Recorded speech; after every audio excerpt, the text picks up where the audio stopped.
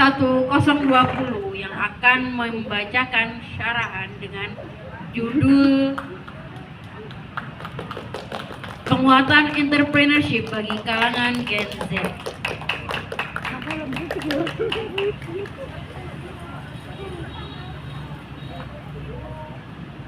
Panggilan kepada kru sound atau soundman mungkin bisa membantu panitera untuk memperbaiki mikrofon.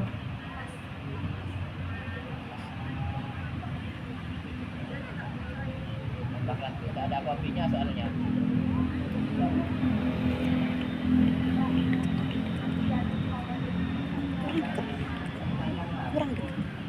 Kurang dekat. Selanjutnya Dewan Hakim yang terhormat, inilah penampilan peserta dengan nomor musabaqah F1020 yang akan membacakan syarahan dengan judul Penguatan Entrepreneurship bagi Kalangan Gen Z. Assalamualaikum warahmatullahi wabarakatuh. Waalaikumsalam warahmatullahi wabarakatuh. Alhamdulillahilladzi ja'alal insana khalifah bi'irsifati wa anwa'i mukhtalifah wa bidzalika aujaba alaina ikhwah. Assalatu wassalamu ala rasulillah wa ala alihi wa sahbihi wa ma tabi'a risalatah amma ba'd. Dewan Hakim yang arif dan bijaksana, hadirin sebangsa dan setanah air yang berbahagia. Gen Z yang saat ini adalah pemegang arus kekuatan global, berteman dengan ragam teknologi sejak dini. Tentu saja menjadikannya manusia modern yang canggih dalam mengikuti perjalanan masa. Hingga tibalah kita di era BIM salah BIM abrakadabra, yaitu sekali klik saja muncul segala informasi dari seluruh belahan dunia. Tersedianya berbagai fasilitas dalam segenggam gawai ini rupanya membuat manusia terlena dan lupa terhadap tujuan hidup, dan hanya terbuai dengan hiburan-hiburan yang dapat merugikan diri sendiri dan terjerumus ke dalam kenikmatan sesaat, dan menciptakan manusia-manusia pemalas untuk bekerja keras karena terlanjur tercebur dalam kenikmatan menganggur. Padahal era 5.0 kini pasar bebas telah menguasai perekonomian dunia, yang mana transaksinya pun dengan ketikan jari saja. Maka perkenankanlah kami memaparkan syarahan Al-Quran dengan judul Penguatan Entrepreneurship bagi Kalangan Gen Z, dengan berlandaskan surah At-Taubah ayat 105 sebagai berikut. A'udzubillahi minasyaitonirrajim.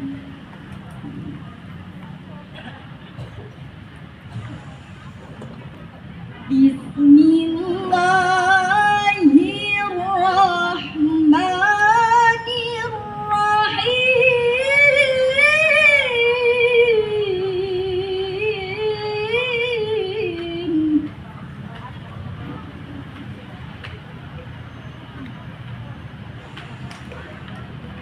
وقل اعملوا فسيرى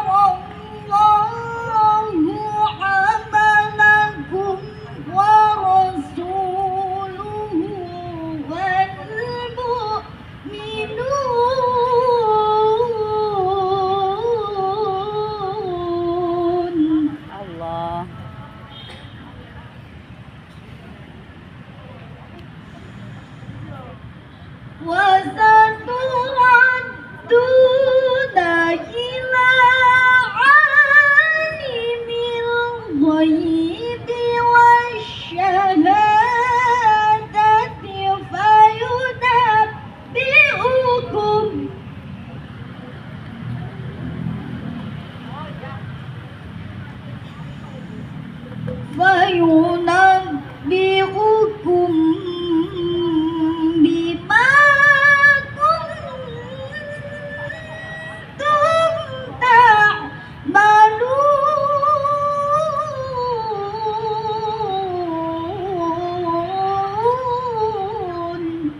Aku berlindung kepada Allah dari godaan setan yang terkutuk dengan menyebut asma Allah yang Maha Pengasih lagi Maha Penyayang. Dan katakanlah, bekerjalah kamu, maka Allah dan Rasul-Nya beserta orang-orang mukmin akan melihat pekerjaanmu itu, dan kamu akan dikembalikan kepada Allah yang mengetahui akan yang gaib dan yang nyata. Lalu diberitakannya kepadamu apa yang telah kamu kerjakan. Dewan Hakim yang mulia, hadirin pencinta Al-Quran yang berbahagia, Profesor Dr. Muhammad Quraisy Shihab dalam tafsirnya Al-Misbah volume 5 halaman 711 menjelaskan, Allah menganjurkan manusia untuk melakukan aneka aktivitas lain yang baik, yang bermanfaat untuk dirimu, untuk keluargamu, untuk masyarakat umum, karena Allah semata. Toba-tobai bertujuan mendorong manusia untuk mawas diri dan mengawasi amal-amal mereka, amal baik dan amal buruk. Kemudian Profesor Dr. Wahbah Az-Zuhaili dalam tafsirnya Al-Munir menjelaskan, sesungguhnya perbuatan kalian tidak akan luput dari pandangan Allah. Pekerjaan itu adalah dasar kebahagiaan, dan Allah, Rasul serta orang-orang mukmin akan melihat pekerjaan kalian dan akan memperhatikan pekerjaan kalian. Dan ini juga merupakan ancaman bagi orang-orang bersikap keras kepala untuk terus melakukan dosa dan enggan untuk bertaubat. Lalu pertanyaannya, bagaimanakah kondisi Gen Z kita saat ini? Generasi Z yang kita sebut sebagai pemegang kendali masa, tak ubahnya dari beberapa mereka adalah pemalas ulung yang mengandalkan belas kasih orang lain. Kemampuan teknologi yang canggih dijadikannya alat untuk mengemis di media sosial. Bahkan yang lebih miris lagi, ada dari beberapa generasi Z yang berperan handal, pergi ke tengah hutan, memakai baju compang-camping, melakukan live TikTok dengan background gubuk setengah reot. Tapi nyatanya setelah live selesai, ia pulang mengendarai mobil mewah, rumahnya megah, berlantai 2. Inilah potret mengerikan generasi Z di Indonesia. Yang lebih ekstrim lagi, banyak sekali pelaku pengemis online yang rela menyakiti dirinya sendiri demi sebuah gift rupiah dari penonton hingga bergoyang erotis setengah telanjang. Padahal yang harus dipahami oleh masyarakat bahwa media sosial dan kecanggihan teknologi mampu dijadikannya lahan berwirausaha tanpa harus meminta-minta.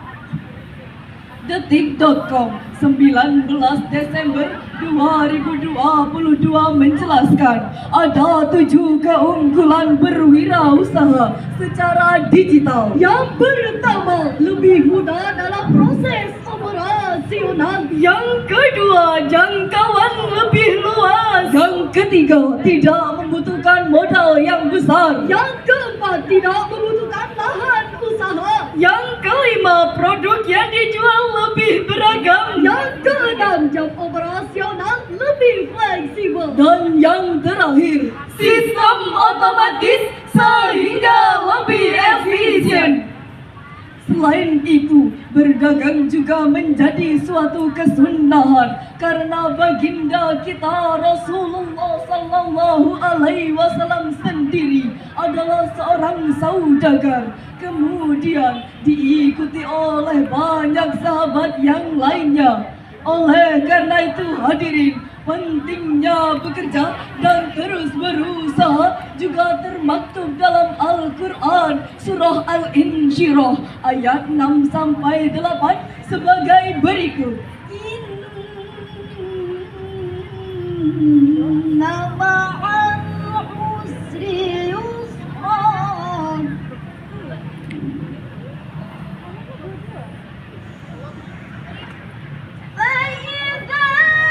Di sini ini tuh Ria kan di sini. Siap di depan sana, siap. Oh itu dulu. Jangan kita.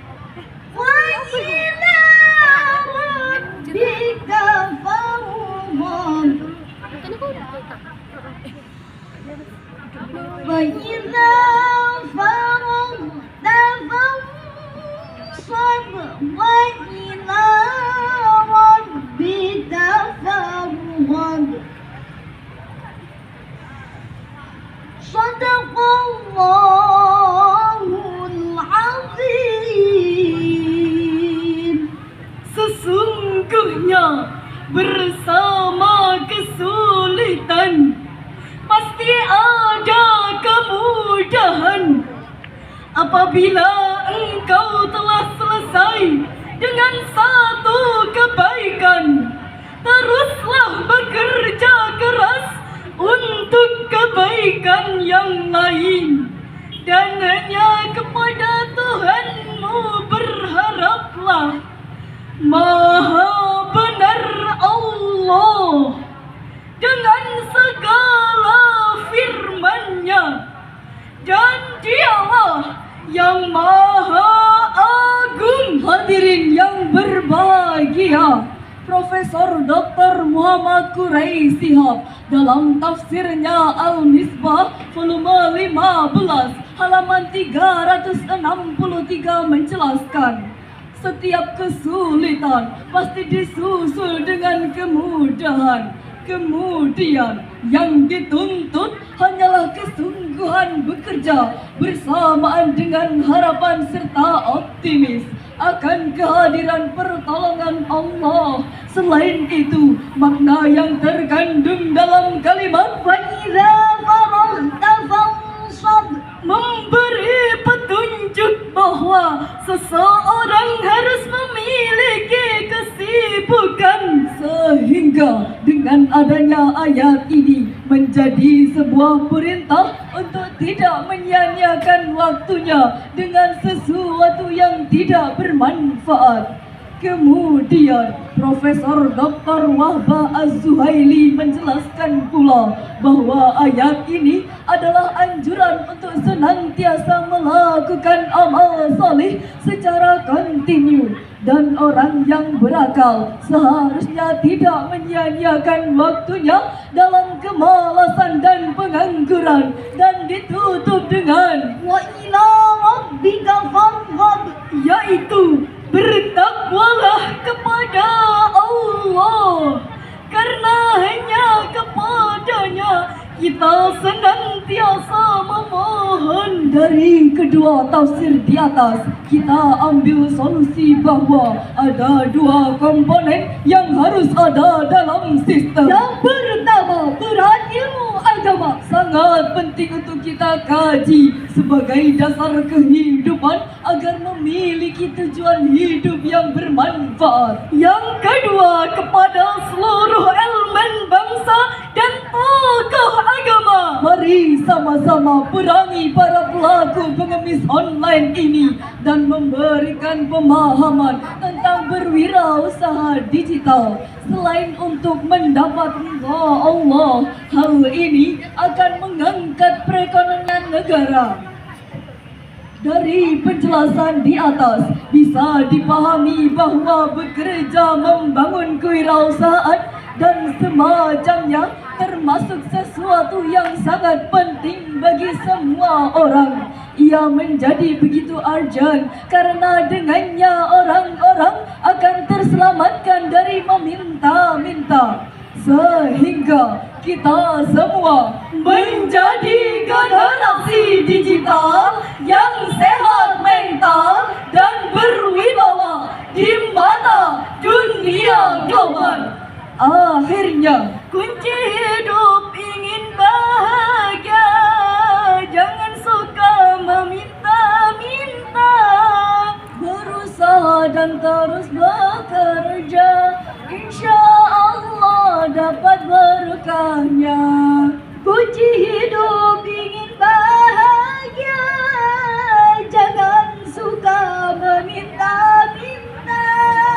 Berusaha dan terus bekerja, insya Allah dapat ridhonya.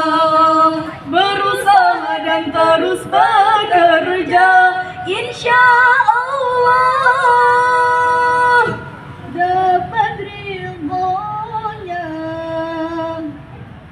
Kota Jember, kota asri, bunga di taman indah terawat. Cukup sekian syarahan kami, semoga kita mendapat rahmat. Wabillahi taufik wal hidayah wal ridha wal inayah. Wassalamualaikum warahmatullahi wabarakatuh. Waalaikumsalam warahmatullahi wabarakatuh.